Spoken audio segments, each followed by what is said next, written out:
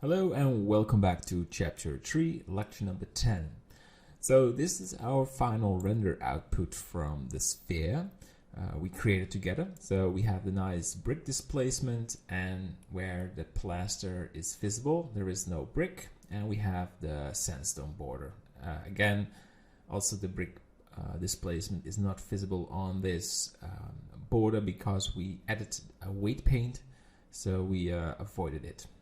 It's a very good exercise to start working with material, and maybe feels complicated or hard, but by doing this and experimenting with other sort of material mixes, you learn how to mix things together and how to create any kind of result you want to achieve. So I can recommend to just play with other materials and do some blending and try some overlays till you are getting used to it. Very important. So let's minimize this image and disable this subdivision surface to have a fast viewport. So this is the node tree we created. I have to say it's not very advanced, but still it can be a little bit complicated if you have multiple materials and you have to switch from one to each other. You think, well, where was everything stored? Is this a normal map? Or what I do in this kind of situations, I make node groups. So this is a UV map what is combined with multiple textures, so I will keep it outside, but this is all part of the color texture. So the sandstone, the brick, and the border. What you will do is right mouse click, call it group. This green color will appear. You're now zoomed in into the color group. You press tab, you have one node, press N, properties, and call this color group. Well, call this color group.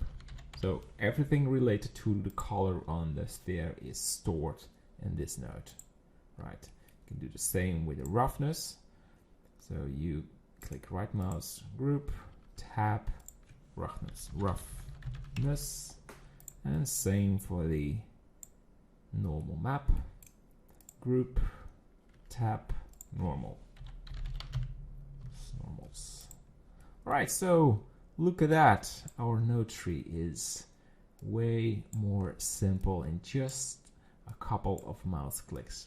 So if you wonder, you just want to make a change in your texture, you want to change the color a little, click the node group where you want to edit, press tab, and you can move the sliders, and that's pretty much it. Press tab again, you're back. So one thing to mention is that it is not possible to change the color ramp from the plaster. So if you want to change the color ramp, the position of the plaster, you can change that by changing the color ramp from it. The weight paint will not move with it. So you have flat places and the plaster is moved. So you have to start over again. So this is just a sample from the front side of the sphere to give you an idea how that worked with weight painting, but it's also now frozen. So it's important to know.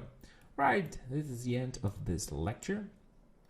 The following lecture, we start with modeling our first object, what is going to be used in the environment scene in chapter 4. So the reason I put it in chapter 3, the material tab, is that we're going to use this material that we just created.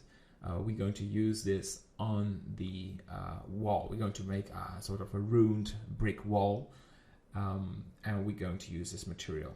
So it's just still a warming up for this chapter. All right, I hope you enjoyed it, and I'll see you in the next one. Bye-bye.